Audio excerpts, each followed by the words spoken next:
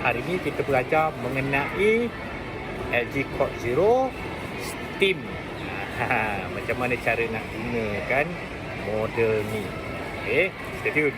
Akan dapat dekat sini dapat satu bateri free, kompartmen yang dua free, ketiga ni free dengan ni. Ini untuk kita punya mop lah. Okay, so macam mana kita nak, ini untuk vacuum. Ini untuk vacuum. Ini dia punya ini motor. Okay, so macam mana kita nak buat, masuk sini. Bila kita nak vacuum, masuk sini. Kalau kita nak vacuum tarik. So dia punya control semua kat sini. Okay, control dia semua kat sini. So kalau kita nak tekan, dia akan keluar sini. Kalau kita nak lebih lagi, power dia kat sini, turbo. So dia akan capai berapa lama lah masa untuk kita buat training. Okay, turbo 8 minit.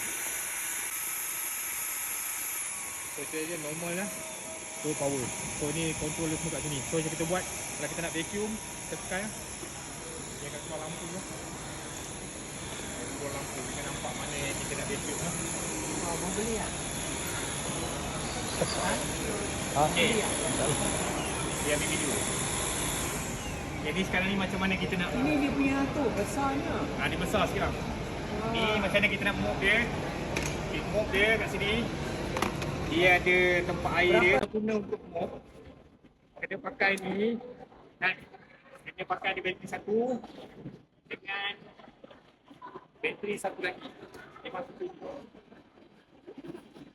Semua kita kena buat satu tu. Setiap bulan kalau dapat tu buat. Ada semua buat sendiri. Dia self service lah. Ha? Dia self service. Buat sendiri. Oh, bukan setiap bulan tak sendiri. Ada. Ini memang ada dia self service. Oh, setiap bulan bayar. Setiap bulan bayar. Betul. You dekat rumah you buat macam ni macam mop ni lah. Kalau nak laju, tekan ni. Kita pakai Tekan air. ni. Dia ada air dulu. Tapi jangan letak chemical lah. Ni. Tapi jangan. Okey. Okay, ni macam mana nak bersihkan mop ni Dia boleh cabut.